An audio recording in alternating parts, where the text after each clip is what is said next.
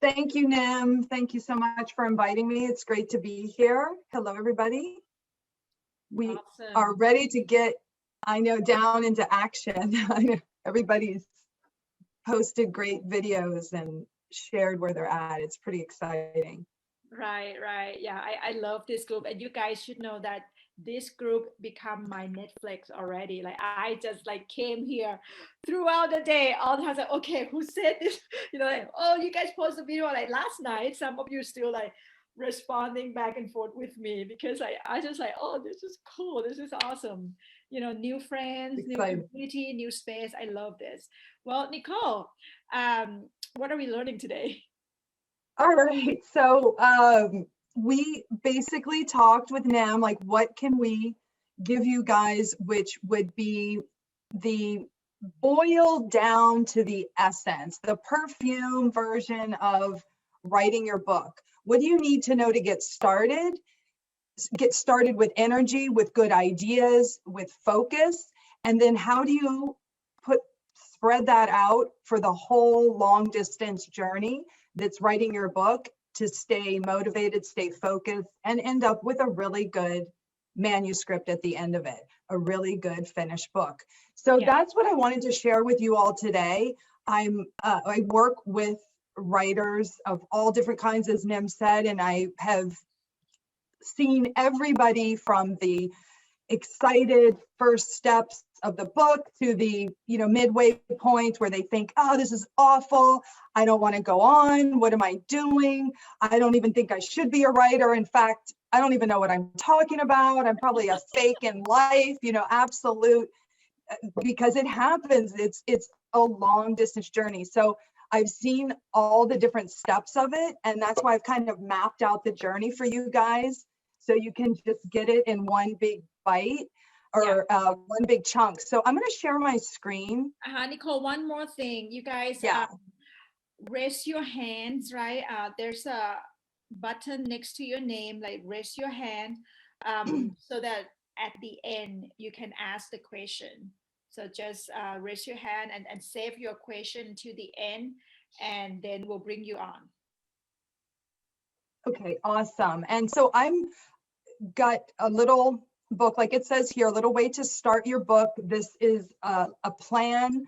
Like I said before, this is a journey. As you guys know, this is not something you get done in a couple of hours. It's not a couple of days.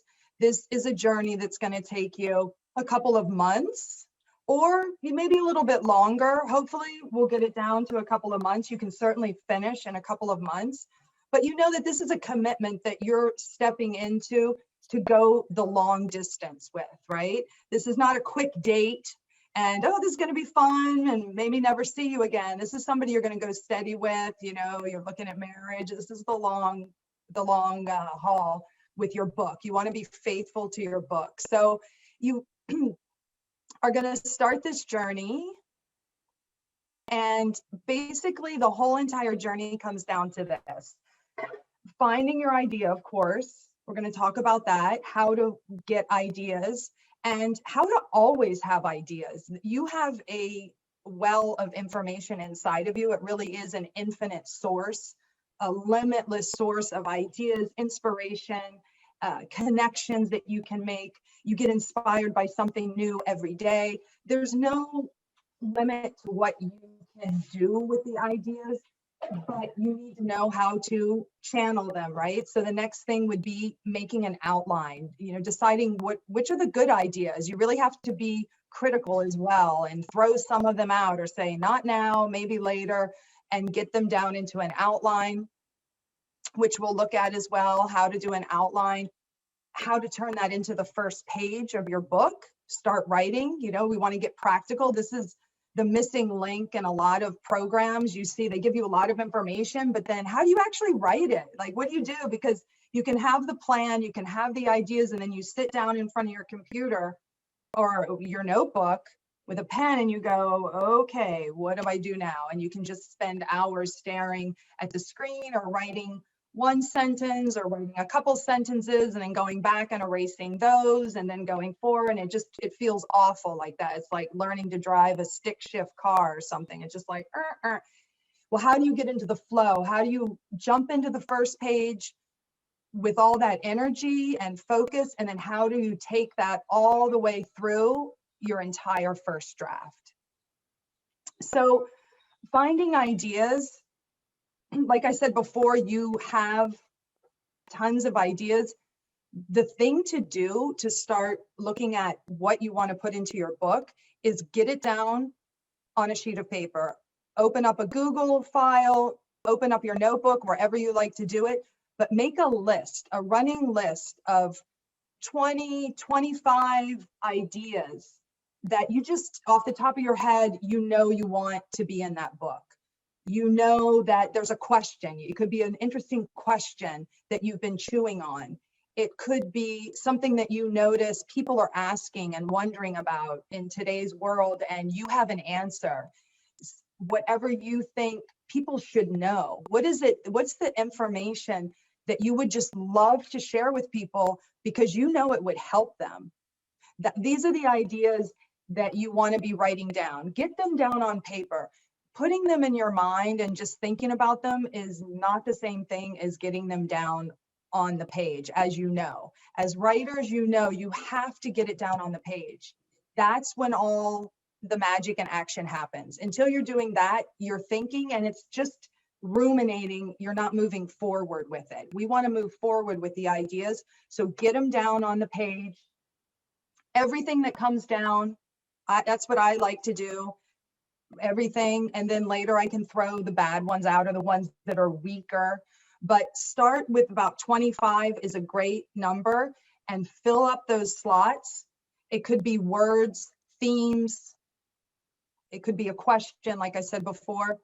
And here's some ideas of where to get other ideas once you kind of run out of the hot topics that are in your head. And you know how when you start writing, new ideas come up. It's like once you get one idea out, you go, oh, wow, there's another one. So that you want to get all your ideas out, but then you want to also research and see what do people want to read about?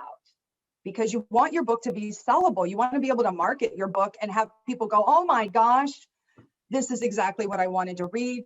Thank you for doing this. And here's my credit card. I want to buy it now. That's the response you want.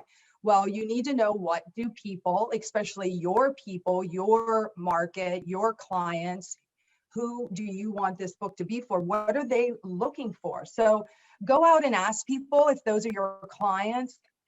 Just talk with them. Say, hey, what are you needing help with? What do you find that it's very difficult to find good information on? And what questions do you have? And what worries you? What problems are you trying to solve? Those are really useful questions. Also, go to magazines, journals. You need to be reading a lot to get inspired as well and seeing what's out there and what are people talking about, what's hot now. And read everything, read everything from the classics to comic books. I am a very big fan of and supporter of just reading in general. And I always tell my clients and my students, I've been a writing teacher for over 22 years now, and I always encourage them. It doesn't matter if you're reading a play by Shakespeare and really getting into that, or a poem, or a book of poetry, or a magazine, a People magazine that has an interesting interview. Whatever's capturing your attention legitimately, read it, get inspired by it, see what's going on that caught your attention, and you'll see that you'll be getting ideas for your book as well. And then make sure you're always getting it down on the page, right? You want to be writing things down, like I said before. Just collect. Don't worry about deciding whether they're good ideas yet. Just collect everything. Quantity is definitely better than quality at this point. We want quantity of ideas. Just like when you start writing your first draft of your book and you're free writing a lot, you want quantity. Just get all the ideas on the page.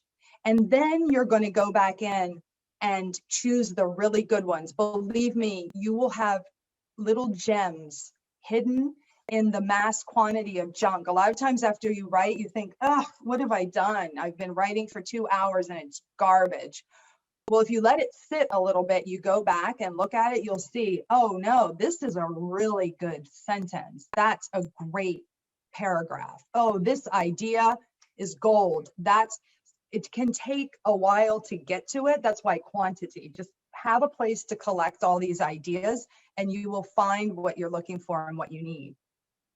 And then some questions, like you definitely want to be doing some homework on the side and knowing what your book is about.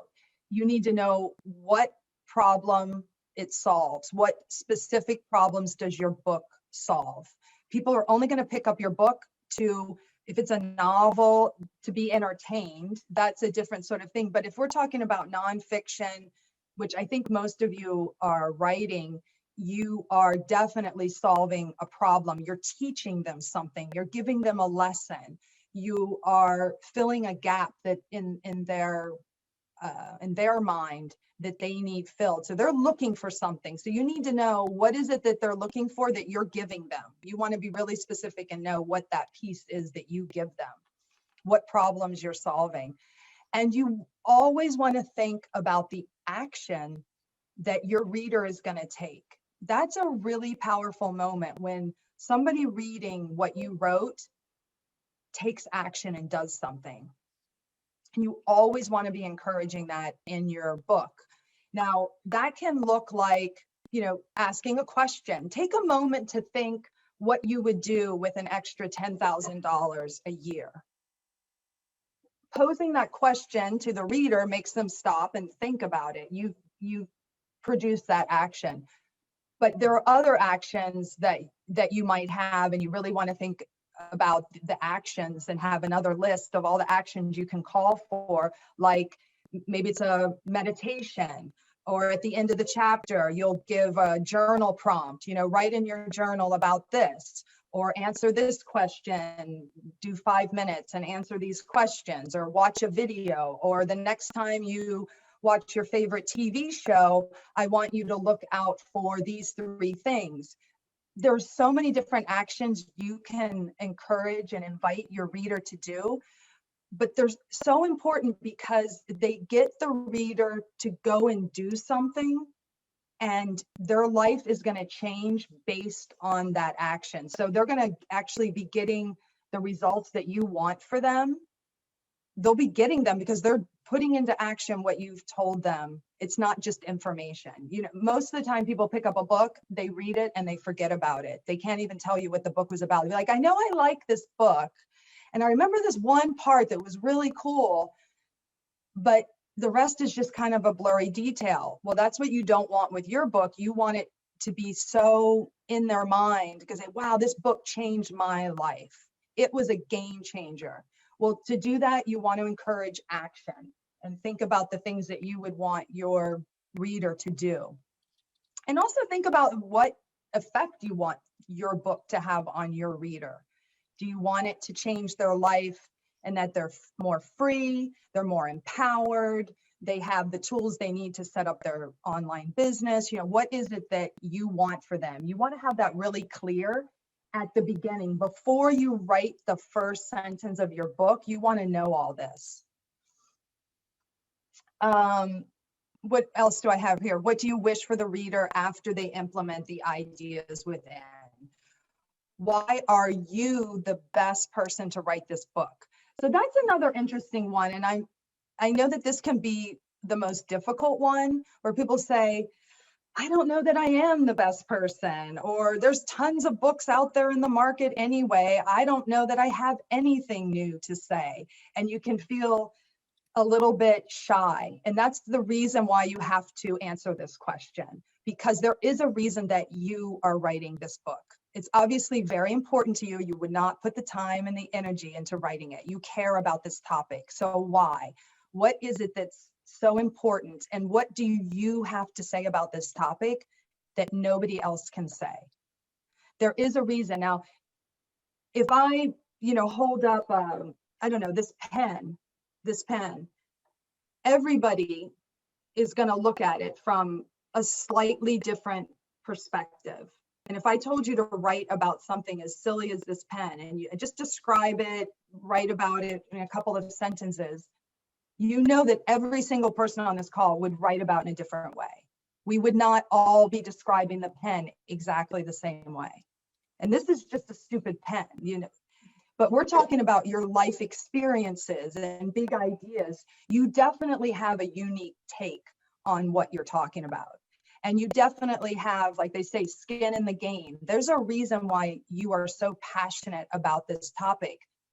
Share that. People want to know. And you have to be able to sort of stand up and say, this book, only I could have written it. It's amazing. And here's why. You know, and that healthy pride for you and your message. You want to get to that before you even start writing. You want to have that really, really clear. And then from all these ideas, we move into the next step, which is to organize. We're getting towards our outline. We've got all these ideas, kind of the creative jumbled mess. Now we want to organize these ideas and find connections. So the best way I find to do that is to either just start looking over it, look over your list and all these pieces you've collected from talking with clients and doing some research and getting inspired by something you read in a magazine, plus all your ideas. You're getting all these things down. What are the connections? You're going to start seeing common themes. You're going to see where certain ideas can be combined together. You would kind of mush them into a category. You say, oh, wow, I can see that this could be a chapter. Like the 25, the original 20 to 25 ideas, those very likely could be chapters. Or maybe some of them are weak and you wouldn't put them in, but look at those as being main chapters. Start to think about, oh, wow, I'm seeing some big ideas. I'm seeing, oh, how my book maybe in 4 big chunks. I'm starting to see 4 main categories of my book. Something like that. Start to look for these kind of patterns. And then a really cool thing to do is a mind map. I'm not sure if you've ever done one before, but it's a way of organizing your ideas onto the page. And I'll show you an image of one here. It's the important thing with a mind map is that you start with your central idea in the middle. And then you just branch off like the spokes of a wheel coming out. Every time you have an idea that connects to the main idea, you put it out there. And then you have another idea that comes out from there. You put it out on the little spokes there. So it's a visual way of organizing the information. It's a lot easier for most people to do this than start doing the typical outline we learned in high school, right? With the Roman numerals. This is a much better intermediate step to start to categorize things, and you can see visually the importance. You know, what's in the middle is the most important thing. And then other ideas as they come up, you organize according to that. And here's another one just to give you an idea. You don't really have to use a lot of words. You can use visuals as well. So I encourage you to try that. It's a great way to sort of see all this mess start to come into focus. But then the next thing is you are going to be, let me see, I want to get to the outline, then I'll go back to the other one because I sort of skipped here, is getting down to an outline and thinking of how to organize this, the beginning, the middle, and the end. So we're going to get to that. Sorry, I skipped ahead here. Let me get back. Yes, so the outline with from the mind map to go to an outline. And I just showed you, it could be as simple as beginning, middle, and end could be the outline. But if we take an outline that's slightly more complicated, which I recommend, because the beginning, middle, and end is a little too restrictive for my taste. I'd want it a little bigger so you can add more in it.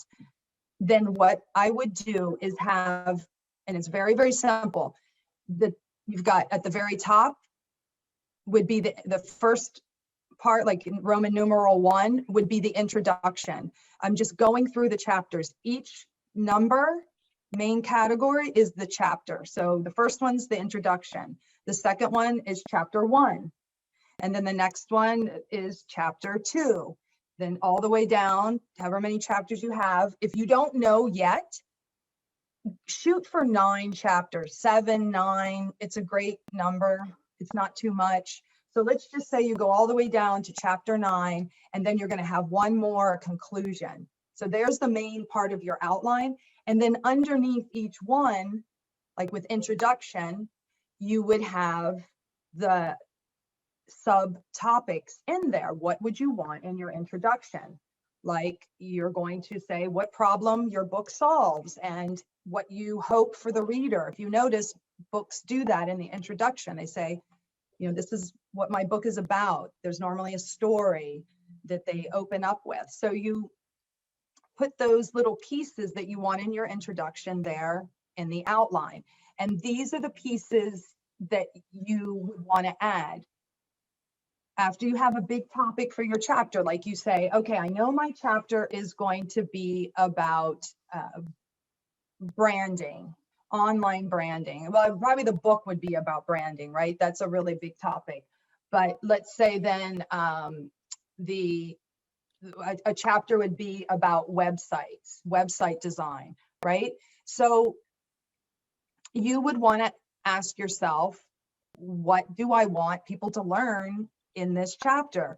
And so whatever that main lesson is, any ideas that you know are fundamental, you would put there in your outline, just the words that represented, just very briefly. And it's always great to have a story that illustrates your point. So you're going to probably start off a chapter with a story, or you're going to somewhere in the chapter, in the description, in the lesson, tell a little story. Stories are great. Everybody loves a story. So you really want to be collecting stories. So that's another piece in your outline. You would say, okay, what story would I want to tell about the website?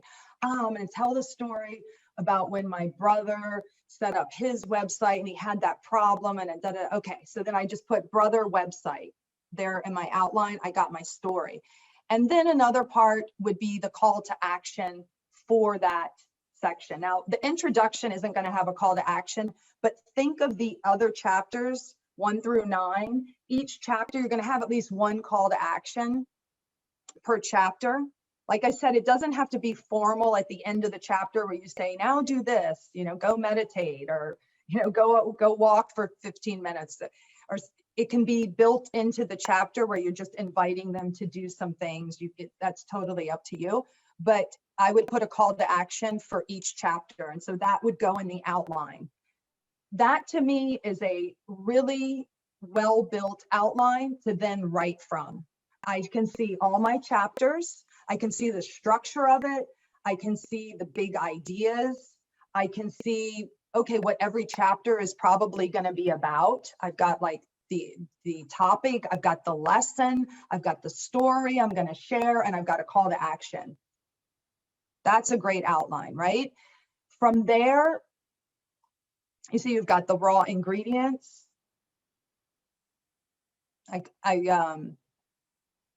So I'm going back now, the beginning, middle, and end, obviously very, very simplistic. This is what I just described, is having the introduction, the chapter with the big idea, the sub ideas, which I just described, and then the conclusion, summarize the big lesson, the takeaway, and sort of like invite them, what do you want them to go do now?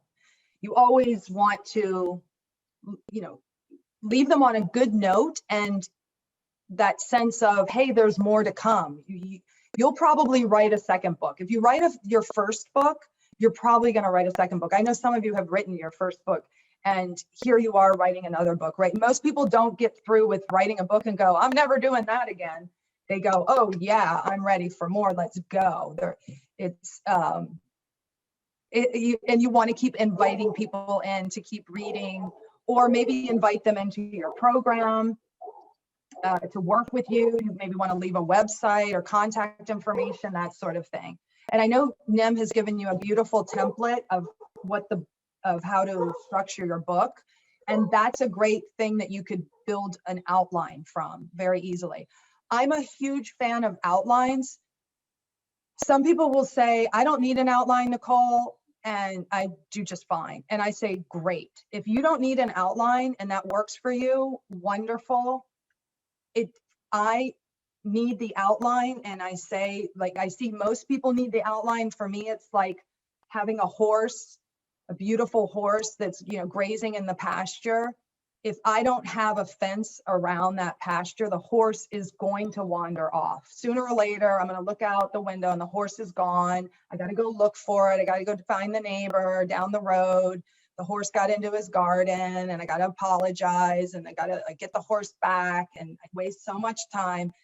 For me, writing without an outline is like that. You can get so excited and go off on tangents and write for weeks or months and then go, I don't know where this fits into my book. I don't even know if these go together.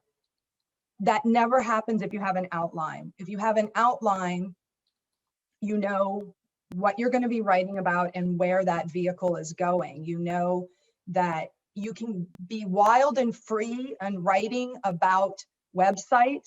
Going back to our example, if I've got a chapter on websites, once I'm writing about websites, I can write whatever I want. I'm going to be very creative and free. I'm not going to be restricted.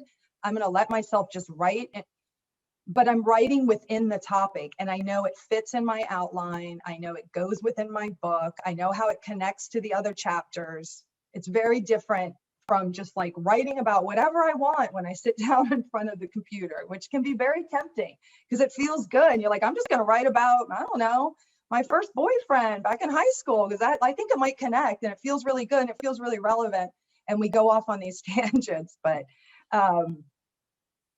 starting to write, which is the fun part, right? We've done all this previous work. You've really got everything lined up. You know who you're writing for. You know the big ideas. You're starting to see the themes. You might even have a title, a working title at this point, which I think is great also for the outline to like have the title. You can change it later, but it's great to have that focus. So the first page is when you get to work and start the writing. And this is where I say, go back to being creative, let yourself go now. You've got the outline. So now it's like you're within that pasture. Now you can go run around and do whatever you want. And I love free writing. Free writing the whole first draft is my recommendation, which means write when you sit down to write. You have a topic, you have an idea, but once you start writing, you're either typing or you're writing by hand. Once your hand is moving, just go, just keep going. Whatever thoughts are coming into your head as you're writing, put them down.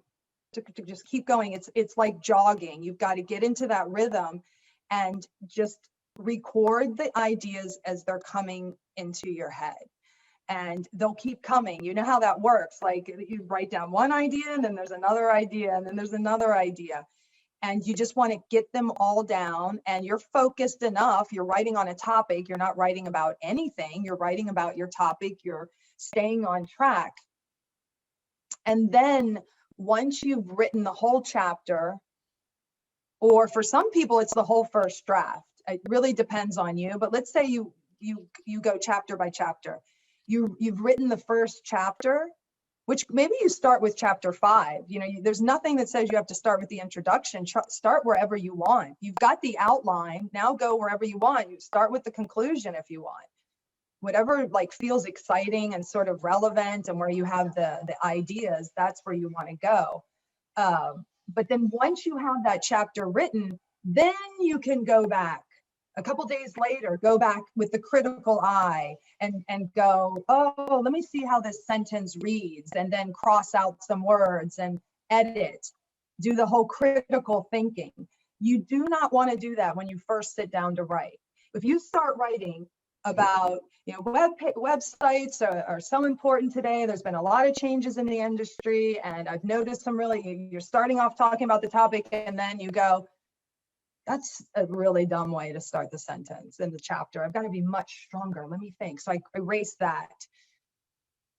Websites are the most important part of your business. That's a good sentence. I'm going to do that. Then I write a little bit more. And I go, that's not, I'm going to go back. Right? The back and forth. And all you're going to do is feed the insecurities and the critic. The critic is not going to like anything. And your own insecurity is going to reinforce that and go, oh my gosh, this is awful, right? Because it can sound not so great at first. But by getting it all out, writing freely, just letting it go, and then later going back and editing it, you let the critic come in and do her job, which is an important one, right? You want the critic to be able to go in there and say, this sentence could read better, or I need a more specific word here. You give them that space to go back and edit at a different time. And let's see, let me keep going here. You see, I have to keep the horse in the pasture, because you see how my mind works. Once I start talking, I can just keep going and keep going. That's the way I write. I just one idea, it just keeps going. But there's a certain point where I go, oh, let me go back to my outline. Where am I? Okay, first draft. You see, that's what happens. And it's good to have all that creative flow, but you want to be able to get back on point and know where you're going for the productivity, right? Because you don't want to be wasting your time. So you write the whole first draft with this interaction between the free range, just get it out, and the more focused critic. You want to be doing that back and forth, giving them separate times. They're never like fighting for your attention. It's like, okay, now the critic's in charge. I'm going to go back and, look at the grammar. But when the free writer is out doing it, grammar does not matter. Spelling doesn't matter. It doesn't matter if you use really stupid small words, or what we would say stupid. I'm saying like the things we would say to ourselves, right? You say, oh my God, this word sounds dumb. It doesn't matter. You go back and change it later. You go back and find a really great word, the perfect word you find later. You don't need perfect on the first draft. You need to get it out. You need to get all your ideas out on the first draft. Right? So I say write fast and furious. Don't worry about spelling. And don't go back to edit as you go. Now, sooner or later, you're going to get into that sticky point where you're like, oh boy, I don't know what's going on. I've got an outline. I was doing great. I was so excited. And now nothing. I don't know what to write. I'm sitting down. It's just, ugh, right? It happens. The whole writer's block, which is really just you demanding better performance than what you can give on that day. Because you never get there and go, I don't know how to write. I mean, you still know how to write. You just don't like what you're writing, or you feel like you don't have anything new to say, which is really different. So what do you do when that hits? Go back to your outline. These are like different things you can do. Just go back to the outline and see, okay, what could I do next? Like I'm stuck over here. Well, let me go back to the outline, find something from the outline that I can work on. Then other things you can do is take a break. A lot of times the writer's block hits when you need to step back and go for a walk, minimally get up from the computer. After a couple of hours at the computer, you're going to be fried anyway. So if that's happening, you just need to get up and do something else, do something physical. Maybe you need to take a couple days to just forget about it and go have fun, go watch a movie, anything and then come back to it fresh, whatever works for you. But at some point, you're going to come back and you're going to be like, okay, I can do it. I've got one thing I can work on, and I'll focus on that. Some days it just is like, meh, this wasn't very good, but you do it anyway. You just show up and you do what you can. You do the best you can on that day. And I've always, always, always found that stuff that I think is garbage, or my students, like they think it's just garbage, but they showed up and did it, they can always use it. It always turns out to be better than they thought, useful, and it gets them to the next phase where they're back on it again. They're like, oh yeah, now I see it, and it all feels good again. So it's just part of the process, and you just show up and do it. And really, you know that you have an idea that needs to get out there in the world, a story that you want to share. And that's what it all goes back to, is the passion that you have for your topic and the desire to share it with other people, to share it with the world, or share it. Maybe it's a small group of people, maybe it's not to the whole world, but this is the way to get out there. And what people are looking for today is honesty. They want authenticity. As long as you are honestly sharing your point of view, your story, your take on it, what you've learned, that is more than enough to make your book really good, to make your writing really good. Your writing is good when you're honest. I mean, you can look at writing from people that it's not the best writing from a grammatical point of view, or a child that hasn't quite learned yet. But in the honesty of it, you say, wow, that's incredible. You know, some of the best poems that people have written were when they were in kindergarten, because they were just honest and open at that point. So as long as you're showing up on the page and you're being honest and you're just getting it out there, you're being vulnerable, you're being real, being vulnerable and being real, that makes good writing. And the rest you can fix in editing. You know, the books we read and we go, oh my God, these books are so amazing. They were probably edited at least 10 times before they got to press the way that we see them. So remember that you're not reading anybody's first draft. When we see these amazing books, we're reading what they have been working on for a long time. And it's the same thing with our own writing. What we don't like, we fix, we better. Then the next thing that's really important is having a writing schedule. This is where the rubber meets the road. If you just try and keep on sort of like a good feeling, like I'm going to write when I feel good and inspired, which I tried to do that for years. I'm like, I'm just going to write when I feel it. And I know a lot of people are like that. It rarely amounts to anything. So you want to make sure that you have a schedule, that you hold yourself to it, that you fill in the squares on your calendar. You make the time for yourself to write. You have to schedule this, because as we said before, this is not something you're going to get done in a couple days. This is a couple months at the shortest, right? So you really want to know, how long do I need to be writing every week? How much do I need to put in? So you want to do the math, like how many hours do you need to be writing a week to meet your deadline? So to do that, you need to know, how long is your book? You know, what you're thinking, is it going to be a 100-page book? Is it 110, 120?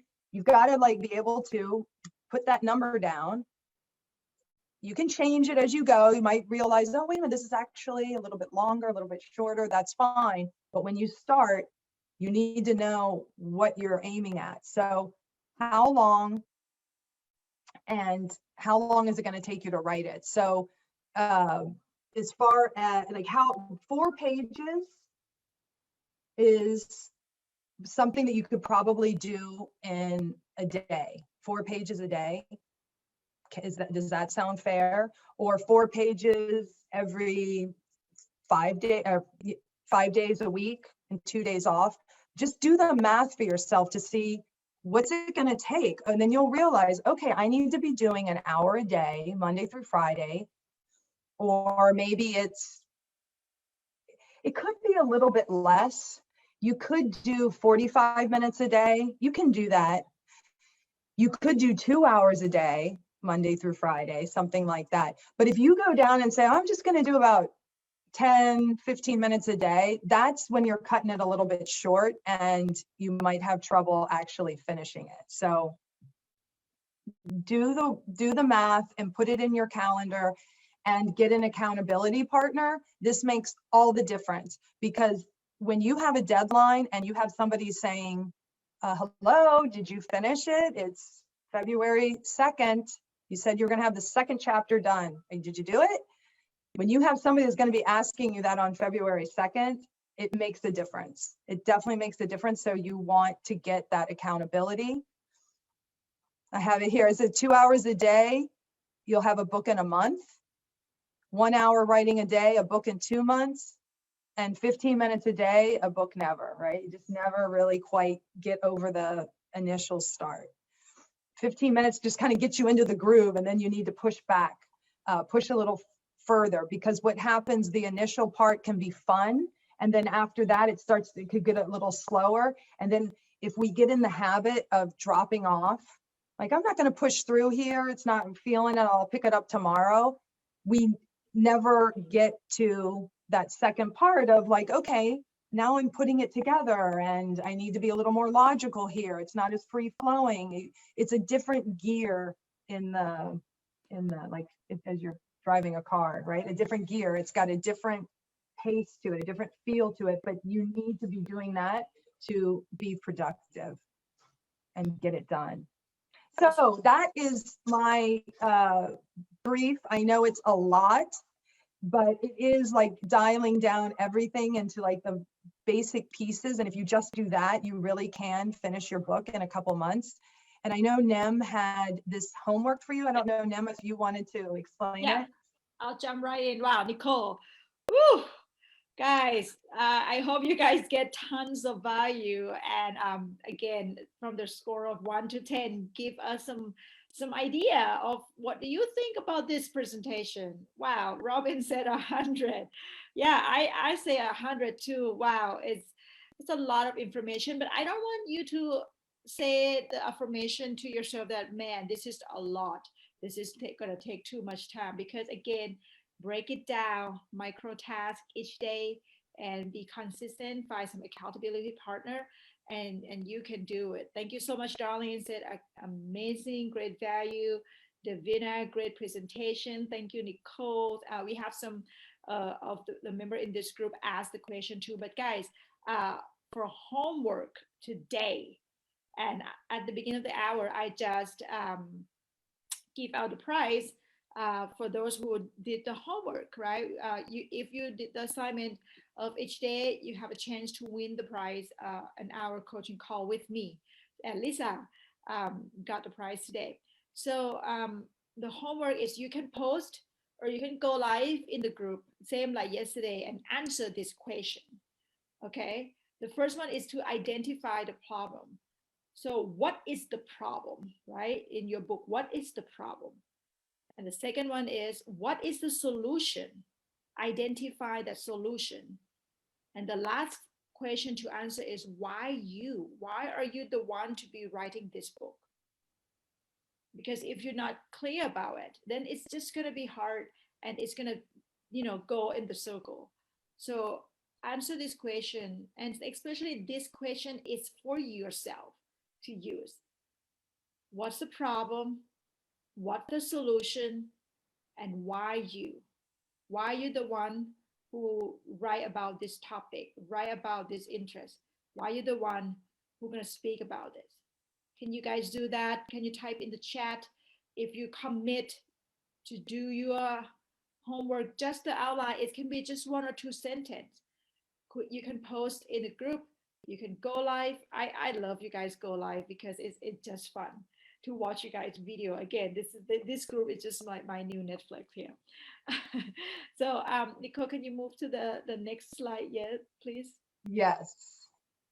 So my question for you right there, stop right there. Are you ready to be mad? Okay. Do you guys know what MAD for? Type in the chat if you know what MAD stand for. Are you ready to be mad? Okay, no one knows. If you don't know, just type the comment. Just Yeah. type the question. Mario said, "You're killing me, Nim, but I will do it." No, I'm not gonna kill you. I'm helping you because again, on Thursday I'm gonna talking about opportunities to from your book. What else that will open the door for you? It can be a speaking engagement, totally. So Tammy said it's been crazy. Okay, Nicole, can you move to the next slide, please? This is the last one. Make a difference. Are you ready to make a difference? I always think of why I'm writing. Why do I want to write? Why do I want to share my story? When you go back to your why, I know and I'm confident that everyone here in this group want to make a difference. The different will start from you, will start from the people around you, your family, your partner, your husband, your wife, your kid, and then will expand to your audience. So if you're ready to make a difference, there's no word or mindset that says this is too much, right? There's no too much. When you remember why you're here, why you write a book, why you want to make a difference. So that's my end for today.